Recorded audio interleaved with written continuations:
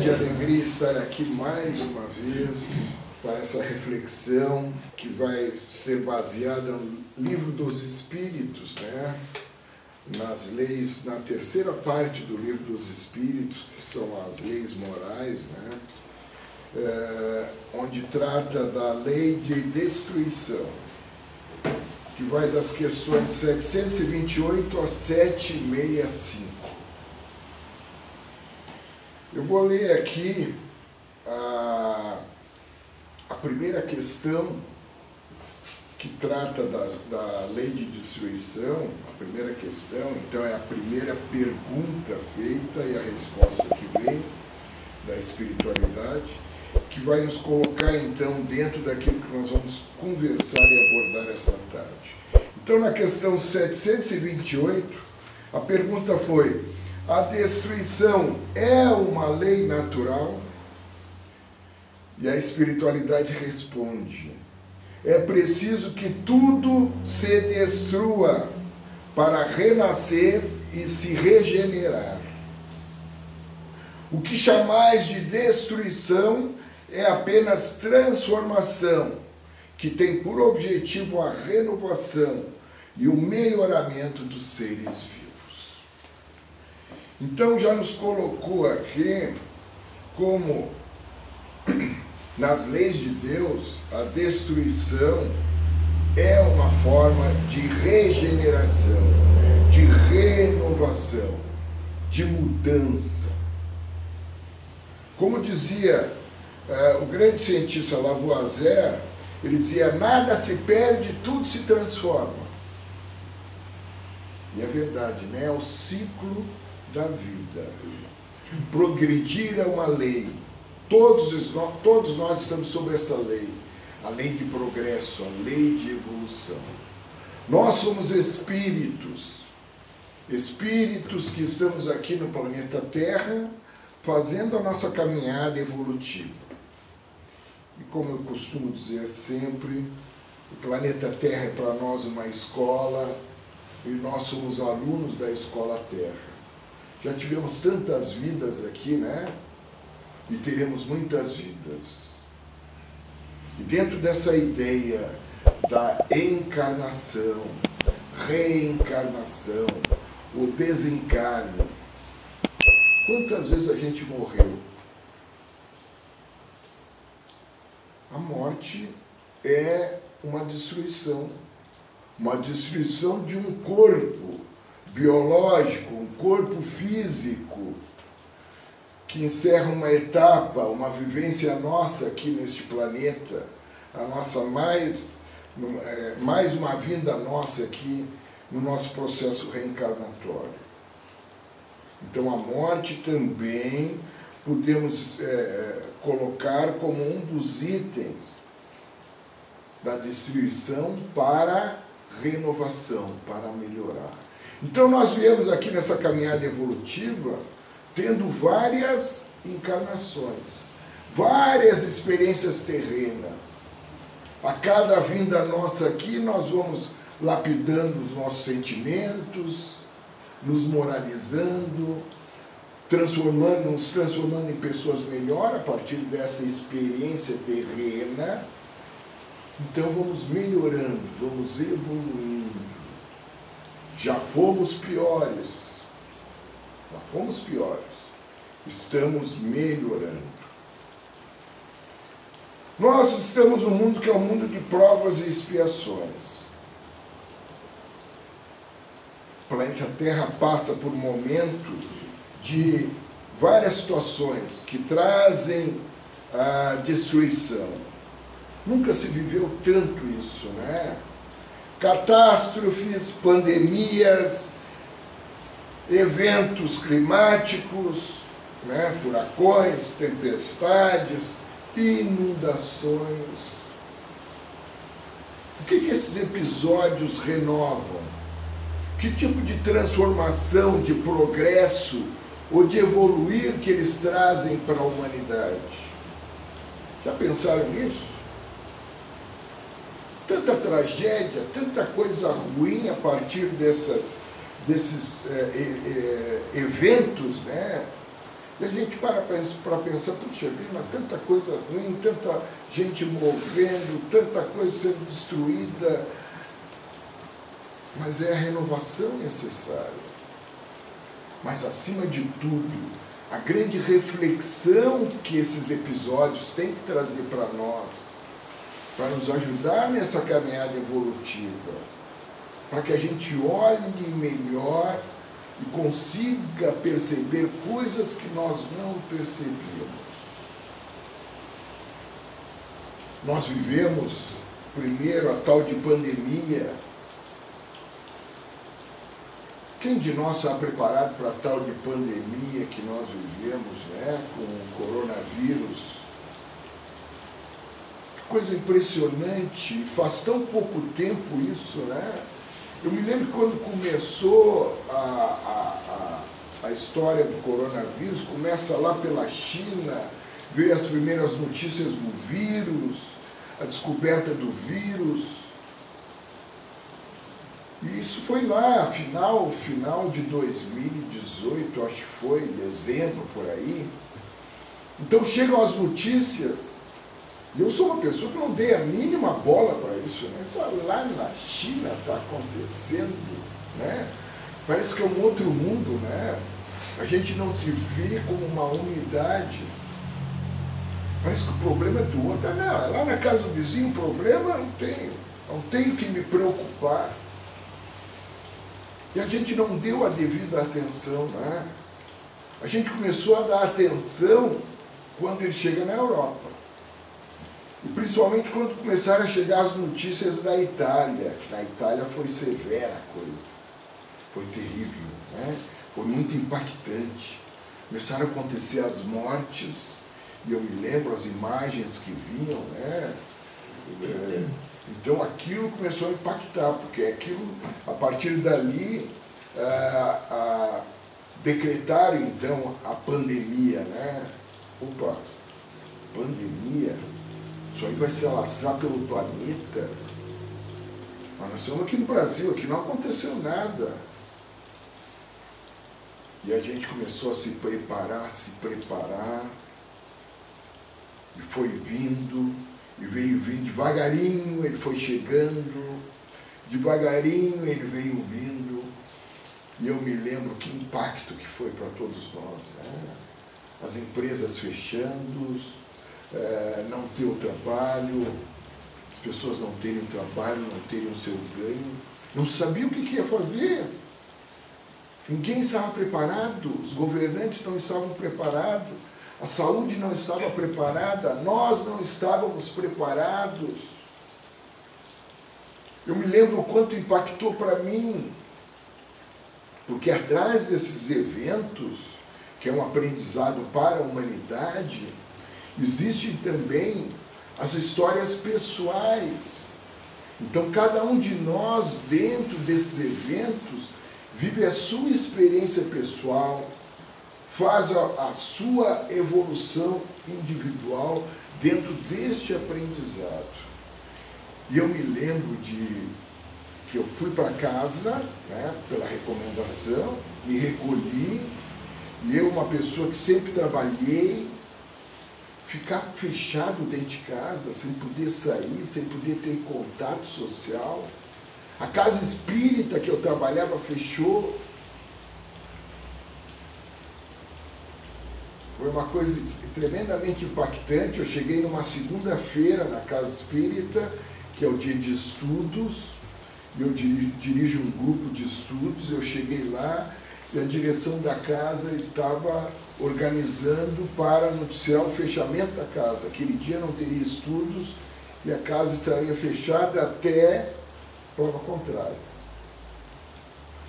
Eu estava tão ainda alienado por fora que eu não via a necessidade daquilo, né? Eu disse, pai, isso aí é uma solução política que estão dando, fechar, para que fechar? Não, isso é recomendação mundial. Eles estavam certos, eu estava errado, na minha visão simplória, né? Tivemos que ir para casa. E aí começa o martírio, né? eu tenho negócios, eu também vi parte das minhas empresas fecharam, uma parte continuou ativa, mas uma parte fechou. E a gente fica sem saber para onde vai. Restringiram os contatos de proximidade física. Os filhos disseram, não, nós não vamos na casa de vocês, né? Nós não vamos na casa de vocês, para não colocar vocês em riscos. A minha filha trabalha em banco, ela continuava trabalhando, continuava em atividade profissional, e ela dizia, eu não vou na casa de vocês por causa do risco. E foi uma coisa tremendamente emocionante para mim, porque eu estava muitos dias sem ver minha filha, sem ver o meu neto. E aí a minha filha me liga, eu estava sozinho em casa, que a minha esposa tinha saído para ir no mercado fazer alguma compra, e a minha filha diz, olha, eu estou indo aí buscar uma forma de bolo, era um final de semana, que eu vou fazer um bolo, eu preciso da forma. Eu vou parar o carro na frente e tu me alcança por cima da grade a forma de bolo. Eu fui lá, procurei a forma de bolo, achei, esperei ela chegar e ela fez exatamente aquilo. Ela buzinou o carro. De dentro do carro eu pude ver meu neto, que eu não via há muitos dias. Abanei para ele, atirei beijos. E a minha filha, que eu não via há muito tempo, o contato foi exatamente por cima da grade, aquela forma de bolo, para que ela pegasse. Pela primeira vez, eu encontrava ela e não abraçaria e não beijaria. Eu fiquei pensando, quando eu vou poder abraçar? O que nós aprendemos, o que o mundo evoluiu com a pandemia, porque nós vencemos a pandemia, nós não estamos usando máscaras. A ciência evoluiu. Tivemos que criar uma vacina em tempo recorde. Nós estamos aqui agora por causa da vacina. Não vamos negar isso. Então, graças à ciência, nós vencemos e estamos vencendo, porque o vírus continua aí. Esses dias eu me vacinei ainda, mais uma vez, eu acho que é a 6ª vacina que eu tomo contra o coronavírus. A ciência evoluiu tremendamente. A gente se falava muito na época, né? O normal não vai voltar. Depois que passar a pandemia, nós teremos novos hábitos, uma nova maneira de viver, uma nova valorização da vida. Mas será que nós mudamos tanto assim? Será que nós aprendemos realmente o suficiente que nós tínhamos que aprender? Será que a gente não esqueceu muito rápido essa tal de pandemia?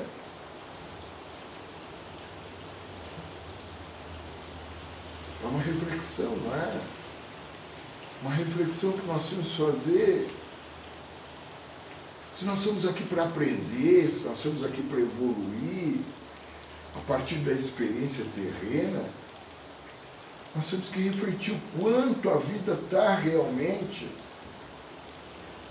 nos dando a oportunidade de aprender e nós estamos tirando esse devido proveito.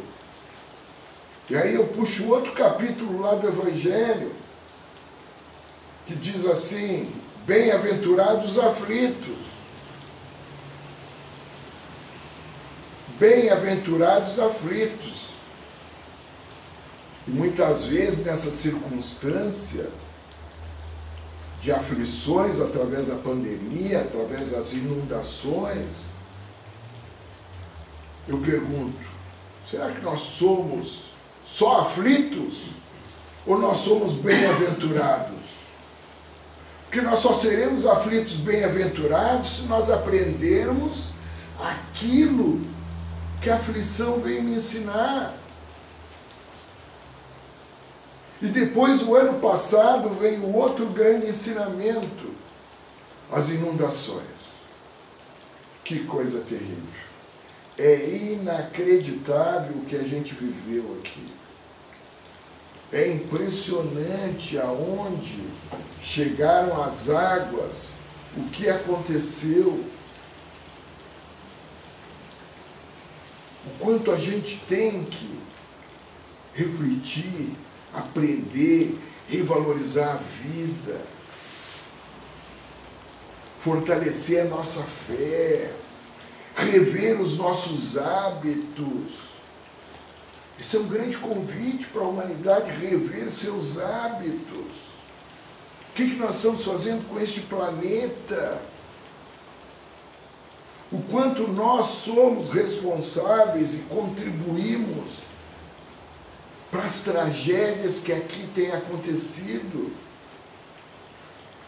O quanto nós precisamos rever a nossa sociedade para que isso não torne a acontecer. E está chovendo, e o rio está subindo, e agora faz parte do nosso vocabulário as cotas de inundação. Vocabulário novo. Já é uma evolução, né? Está enriquecendo nosso vocabulário. Agora a gente ouve como é que está. Qual é a cota de inundação do Guaíba? No ponto tal é tantos metros, tal ponto é tanto. Ali falta não sei quantos centímetros, ali já passou da cota de inundação. E a gente vai ficando impactado. Cada um de nós tem uma história dentro da tragédia, né? Cada um de nós, de alguma maneira, é atingido. A minha casa não foi atingida, mas meus negócios foram, né? Uma parte da minha empresa que ficava em Esteio foi completamente destruída. Completamente destruída, não sobrou nada. Prejuízo total.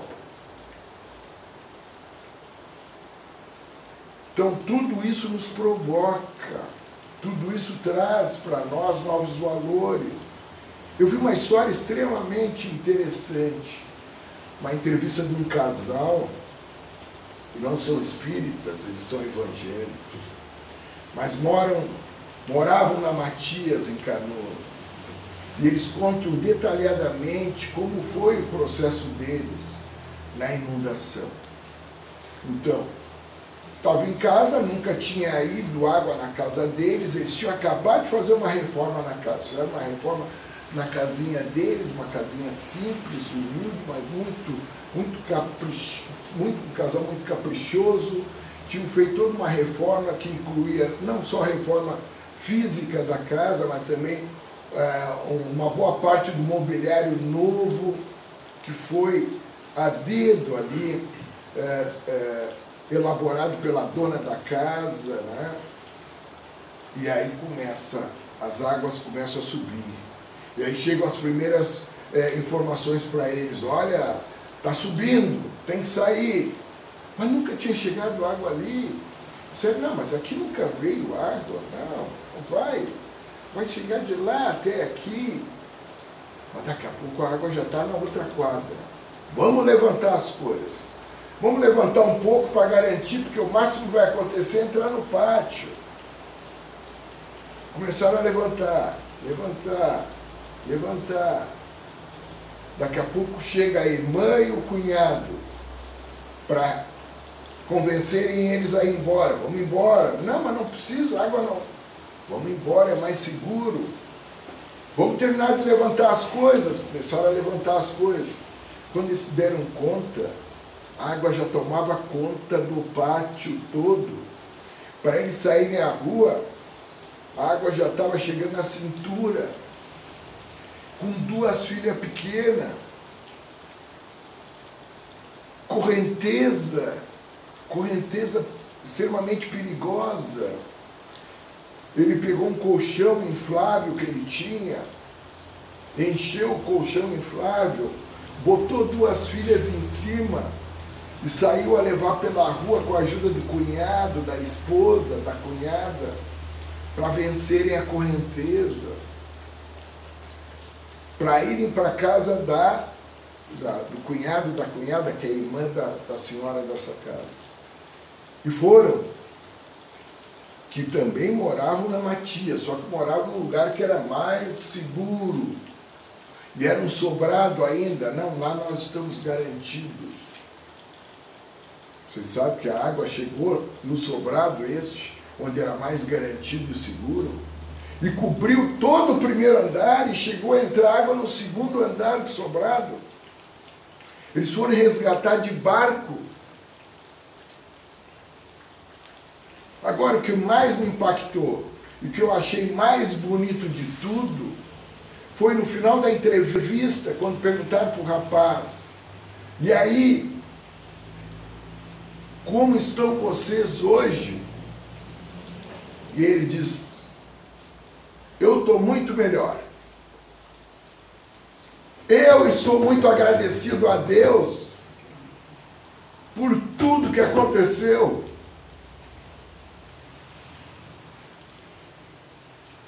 O aprendizado que me trouxe fortaleceu os laços de amor com a minha esposa.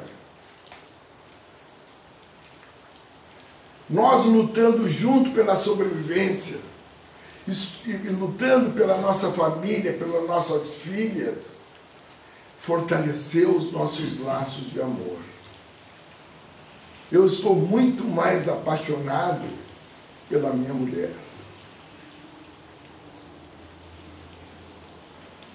E aí perguntam para ela como estão as coisas depois. E ela diz: olha, nós conseguimos nos mudar, nós somos numa outra casinha, num outro bairro, está muito bom, nós estamos recomeçando. Eu tenho um sofá que é um sofá muito simples, que nós ganhamos de presente, e não chega nem perto do sofá que nós tínhamos na nossa casa, que era um sofá requintado, bonito, moderno. Mas não sabe o valor que eu dou para este sofá que eu tenho. Esse sofá simples, para mim ele tem um valor, uma estima muito maior do que aquele sofá que eu tinha lá, caro, bonito, requintado. E o rapaz diz assim: a gente dormia no chão, nessa casa nova, não tínhamos cama.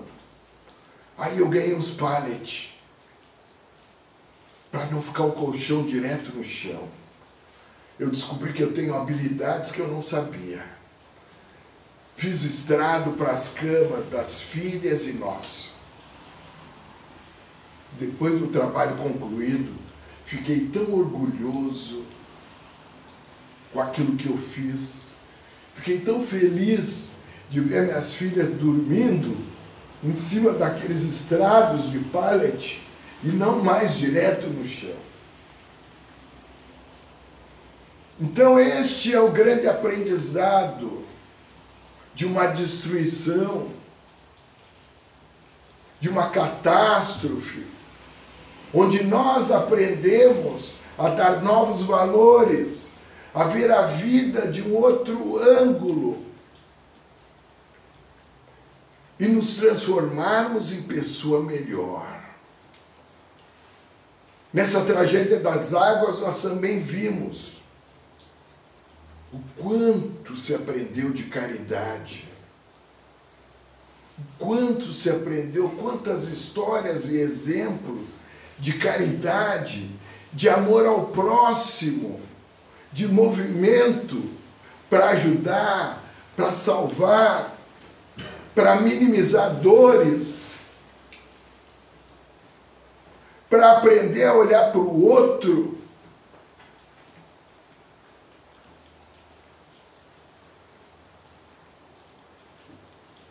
Então, a gente olha e vê que depois da tragédia, muita coisa fica melhor.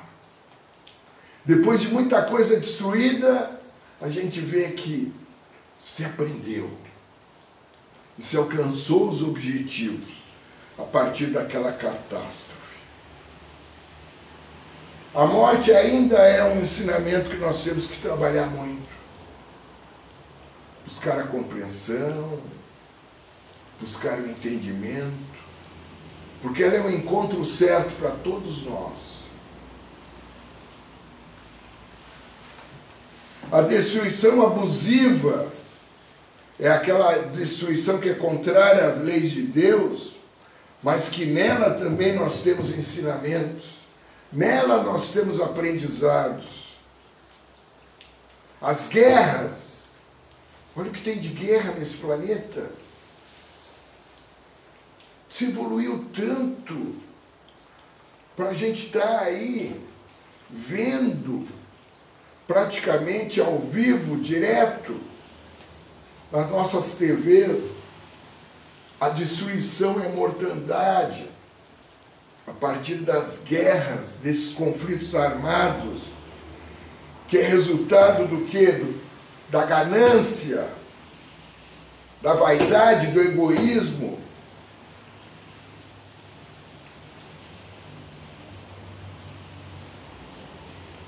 Rússia, Ucrânia, 3 anos de guerra. 3 anos de guerra. Eu vi uma entrevista, logo que começou a guerra, eu vi uma entrevista de um rapaz, uma família, um rapaz, eu digo rapaz que ele era jovem, né? Um chefe de família fugindo num carro com a sua família, fugindo de carro. E o repórter entrevista ele, e ele faz aquela pergunta. Ele pergunta para o presidente da Rússia, ele é ucraniano, né? Ele pergunta ao presidente da Rússia: eu não lhe conheço, o senhor possivelmente não me conhece, e por que destruiu a minha casa? Por que quer matar minha família? Por que eu tenho que fugir? O que eu lhe fiz? Isto é uma guerra. É gente morrendo e não sabe nem por que está morrendo. Porque um poderoso olhou o território do outro e disse: olha, vou pegar aquela faixa de terra que é minha. E sabe por quê? Porque lá é rico em minério. Ele quer aquela faixa de terra que é rica em minério. É interessante para o país dele. Então vamos invadir lá e vamos matar eles. É muito triste, né? Então, meus amigos, eu tinha tanto para falar, mas o tempo voa, né? Mal comecei a falar, já terminou. Nós temos que aprender a olhar melhor para a vida, né? Eu cheguei aqui, já estava transcorrendo aqui o assunto, eu não sei o que abordaram, o que falaram, mas eu acho que esse é o papel da doutrina espírita, né? Nos ajudar a ser mais conscientes, né?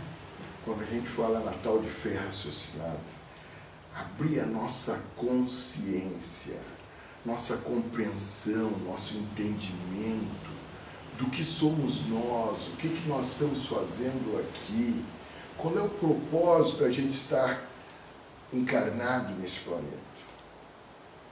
E a partir dessa compreensão, desse entendimento, nós podemos aproveitar melhor e fazermos assim essa caminhada evolutiva nossa. Quando nós falamos lá que a destruição é um processo de regeneração, isso vem de encontro àquilo que a doutrina diz, que é o processo que a Terra está passando. A Terra está deixando de ser um mundo de provas e expiações. E ela vai ser promovida ao mundo feliz. Coisa boa, né? Vamos deixar de ser um mundo de provas e expiações, vamos ser um mundo feliz. Só que tem um período aqui no meio, que nós chamamos de regeneração. O que é o regenerar? O que é o arrumar? É isto tudo que nós estamos vivendo. A Terra já está num processo regenerador, um processo de depuração, de arrumação. E para arrumar isso, vai ter que destruir muito. Vai ter que destruir muito. Até nós chegarmos lá no mundo feliz. Esse é o saneamento. A gente como espírita, a gente tentou de alguma maneira prever quais seriam os caminhos da regeneração e se fez muita ainda tentativas, né, de previsões do que viria, do que seria, e está vindo de uma maneira que realmente está fugindo do previsível.